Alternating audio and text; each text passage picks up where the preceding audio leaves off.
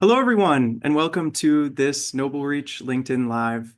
My name is Tom Fewer, and I am the Vice President of Talent Programs and Partnerships here at NobleReach Foundation. And today I'm very excited to have two very special guests joining us for a discussion about building a cross-sector career around public service and innovation.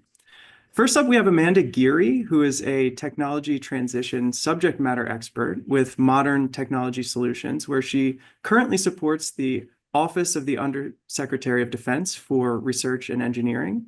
Previously, Amanda served as the Director of Strategy and Programs here at NobleReach, as well as a program manager at InQtel and a special agent with the United States Secret Service. We also have Sam Navarro with us, who is a strategic account executive at Microsoft. Prior to joining Microsoft, Sam held significant roles at the General Services Administration, including the Director of Client Services in the Technology Transformation Services Centers of Excellence, where he led efforts to modernize IT infrastructure across federal agencies. His experience also includes a decade in the United States Army as an IT service level manager. Now, I want to kick off with a discussion about your backgrounds. As you both know, NobleReach believes that the two superpowers of the United States are really its ability to create top talent and to drive meaningful innovation. And we really are on this mission to empower talented professionals to use their skills for the public good and ultimately enter public service, as well as create opportunities for them to be innovators with positive impact. So Amanda, I want to start with you. Could you share a little bit about your decision to enter public service, as well as your experience working in and around government? Yeah, absolutely. My kind of interest in public service, I was privileged to grow up in a household of two public servants where service was innate, service above self. I'm the younger sister to a ceiling-shattering older sister who I got to follow in her footsteps and actually learn from her quite a bit in what it actually meant to serve and serve your community, your fellow human beings in general. My interest really blossomed at a very young age for public service. Now I grew up in local public service, not kind of at a federal level. And then really entering into federal service was deliberate, but very new, very exciting at the time. I have spent the better part of my career in national security focused issues between the Office of the Secretary of Defense and the career that you had mentioned along in the introduction. Really, that was my impetus to do the most good for the most amount of people for the very short amount of time I'm on this earth. So in the grand scheme of things, trying to do the best for anyone that I can help was the reason why I joined. That's amazing. That is truly amazing. And Sam, kind of in a similar vein, you decided to begin your career in the U.S. Army. What led you to that decision, and how has that experience that you had for a decade shaped your professional journey? Yeah, thank you for that question, Tom. And I'm on the other side of the spectrum of Mandy. So I had no one in my family that really was in public service, but chain of events in history kind of made me stumble onto an opportunity to, as she said, think about the greater good and not just my own interests. So right after November 11th or September 11th of 2001, my career path completely changed trajectories from I had a pre-acceptance letter to pre-med on Pace University in New York to joining the military and figuring out what was the best way I can, at that time, what I believed was the best way to help my country. And so the military was the one that put me on this trajectory and this course of technology. I took a test called an ASVAB, which is just a pre-qualification test. And they said, hey, we think you'd be great in IT. I was like, I don't even own a computer, yet alone understand what's in that space. So 10 years in the military, here's a cool fact, all 10 were overseas. And so being away from home in the middle of Central Europe, I deployed to Iraq, to Eastern Europe, different places. And that just completely opened up the horizons in terms of looking at my skill set, the opportunities I had to make a difference in a completely different kind of a way than just, right, how do I feed my pocket, so to speak, right? I looked at the bigger context of how do I serve my country? And so after 11 years of serving in the military overseas, I finally came back home and I landed in the General Services Administration. And I brought that same mindset, right, of duty, honor, and country to everything I did, right? I wanted to make sure that we were able to elevate every aspect of the citizen service and the citizen experience in what I did. And it's paid a lot of dividends through and through, but definitely my trajectory started early in service with the military. And it really has kind of been part and parcel of the way I define my career here in Microsoft today. Yeah, that's amazing. And I think, both of your stories really show the diversity of why people are called to serve. And one of the things that we've seen with our scholars program is all of these very unique stories of how people ended up now going into public service. And it really is a testament to the ability for people to have impact, right, in their professional career. And I think that's amazing. So thank you both for sharing that. Now, I want to change gears a little bit because obviously you both entered public service and have traversed sectors, right? And one of the things that our CEO, Arun Gupta, has been urging for a while now is the need for what he calls more dual citizens, right? These are people that have traversed sectors and ultimately have cultural and operational understandings of how academia and industry and government all function. And you both are building your careers really at the intersection of these different sectors. So I want to dig into that a little bit, right? Now, Amanda, you served in government and then took a role at In-Q-Tel and later NobleReach. And I'm curious if you don't mind sharing a little bit about how your time in government shaped your ability to contribute in those later roles, and as well as what you're doing now.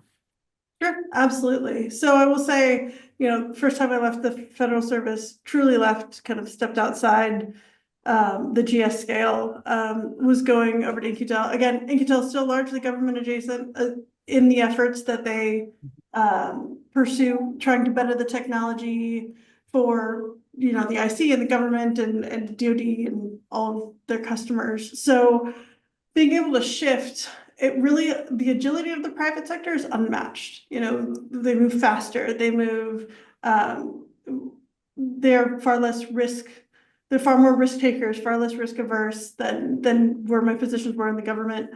Now, I will say the time in federal service allowed me to propel my efforts in the private sector to places that really tried to move the needle.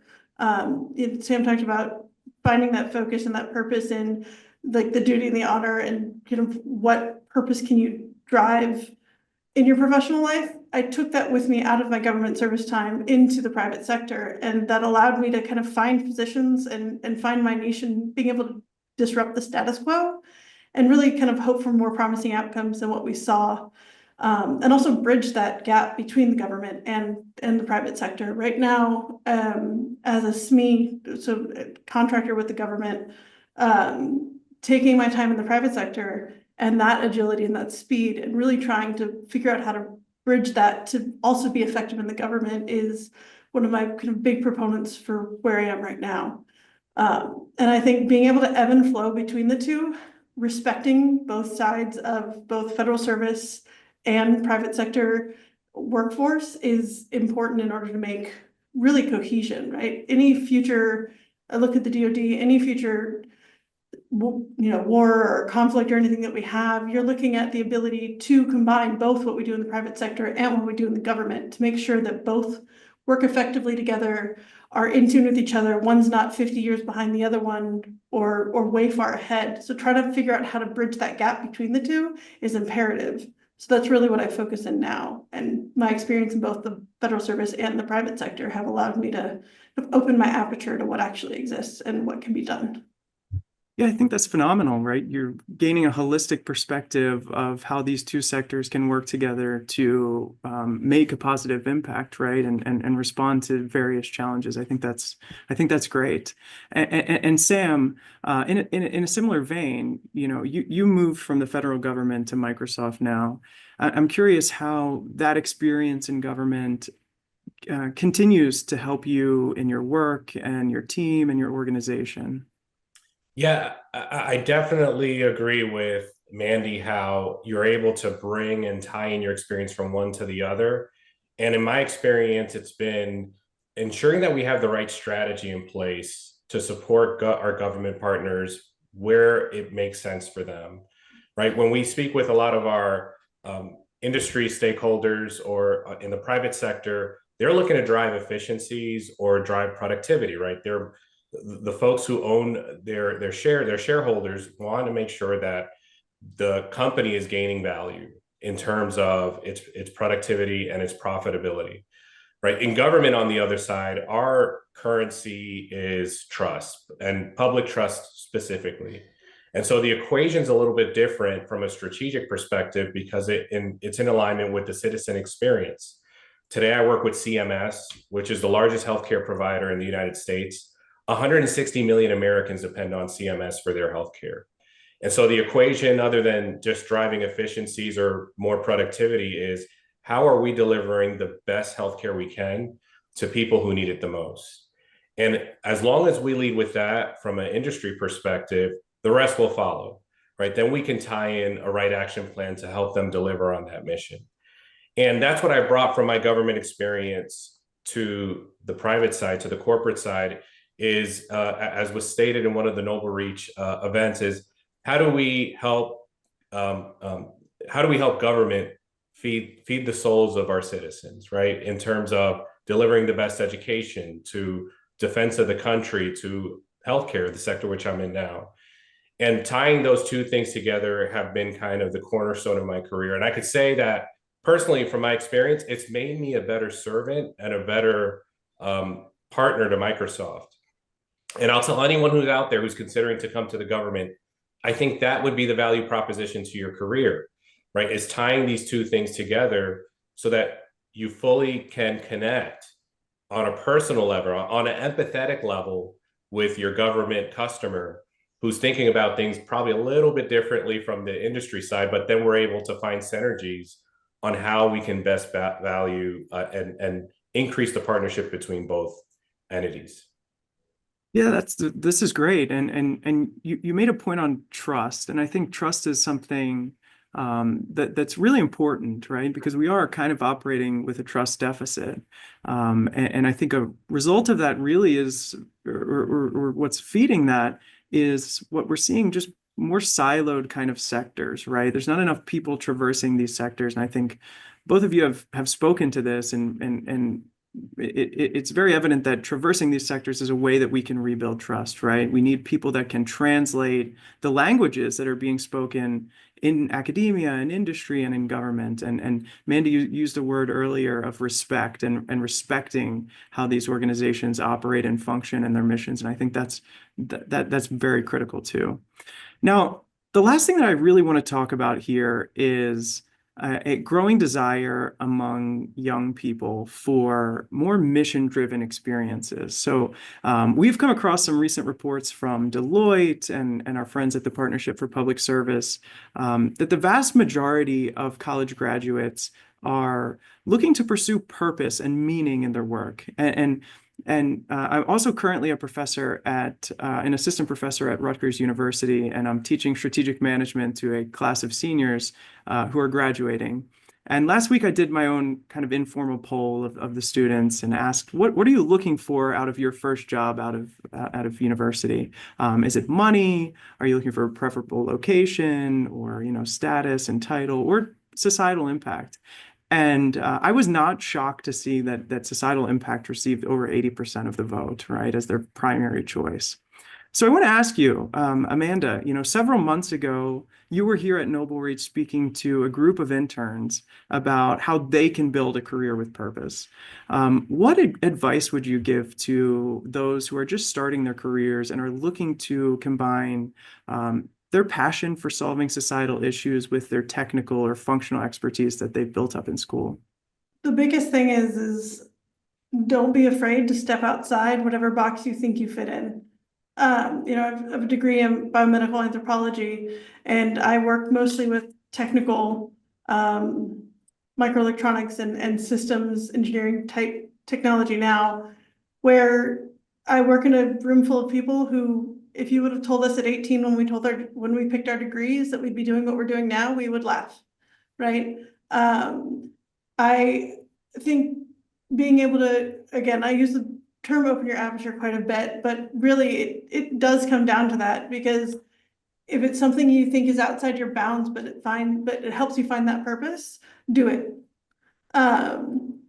Take a leap. I went from working in a law office in California to jumping over here and kind of hopping into the throes of the Secretary of Defense's office, which was scary, right? It's going to be scary. It's going to be, you're going to have apprehension. Am I doing the right thing? Am I in the right place? Lean into that, right? I think imposter syndrome is so much of an internal plight that we all struggle with. But don't let it overtake you. And really, when it comes down to it, you just gotta lean into the uncomfortable and be okay stepping outside of what box you originally constructed for yourself. Some of the best opportunities have come not from anything that I would have ever expected, but really because I decided to take a leap. Yeah, I remember you speaking to that group of interns, and your story is so powerful because you've had so many different diverse experiences, and I think it's great to remind students that coming out of university, they're thinking, this is what choice I'm going to make now is going to have implications for the next 40 years, and that's certainly true. But your story is fantastic because you show that you can jump from all of these different areas and really weave together a story of a person that is a trust builder, right? Someone who spans these different sectors and these different spaces, and can translate all of these different activities behind a mission, right? For impact. And I think that's really powerful. So Sam, let me ask you, you and Microsoft have partnered with NobleReach for the Scholars Program, and you've really signaled this commitment to getting better tech talent in and around the public sector. So I'm curious, what advice would you give to your industry peers who may be interested in helping to build that next generation of innovation-focused change makers? Yeah, the advice I would give industry peers is really take a step back and say, revenue aside, what's really important to me, right? What can I wake up every morning passionate about and looking to bring more good towards? And, a lot of the analogies I use sometimes is, and pardon me if this is kind of cheesy in a way, but, I love the series of Lord of the Rings, right? And how Samwise, right, and Frodo took the mission and objective of getting rid of the ring at the very end, right? They understood the path was going to be hard. And when you look at the challenges we face in government, there are a lot of rings all over the place, right, that we need to get rid of. And those challenges are going to require some of the best human capital we can recruit and bring into government that we can, right? Folks that understand artificial intelligence, folks that understand next generation wireless and networking. And you can go down the list to every vertical in technology. We're going to need that in government to solve a lot of complex problems domestically and internationally. And so it's going to take a lot of folks who volunteer and sometimes put self behind the nation in terms of figuring out that the way I get my pay at the end of the day is by providing as much value as I can to as many people as I can. And so here within CMS, as a great example, we're looking to bring in a whole host of subject matter experts. We're looking to partner with NobleReach to do that. And right now, if you look at the government's balance sheet, Medicare is #1 on the list of things we spend money on. Second is Social Security. Third is defense. And so the best way we're going to solve a lot of the challenges is by bringing in a lot of smart folks to help us solve a lot of complex challenges. AI can't do it alone, right? AI is not a all-solving mystical thing out there that's just going to solve all our challenges. People with creativity and great innovative experience is what's going to help us move the ball forward. And we're delighted and excited to partner with NobleReach to bring that creativity and innovation to CMS and many other agencies with the partnership we've developed with NobleReach. Yeah, and I really appreciate what you're saying here, Sam, because both your story and the advice that you're providing is that people don't have to make this choice between, hey, I want to do something great for society and I want to advance my professional prospects, right? I mean, both of you are a testament to the fact that you can do both of those things at the same time. And so we really appreciate your partnership with what we're doing with our NobleReach Scholars Program and trying to provide those experiences to that next generation of top talent that's coming out of our university system that wants to have both of these things in their professional careers. Well, that is about all of the time that we have for this LinkedIn Live. And so, on behalf of NobleReach, I just want to thank you both very much for your fantastic insights into how we can build a career around mission and service, as well as your continued support for our purpose and mission of getting more talented innovators in and around the public sector. Also, a big thank you to everyone who took the time to join us today. You can purchase Venture Meets Mission, the book that really serves as the inspiration for these LinkedIn Live sessions, wherever fine books are sold. See you all in the next one.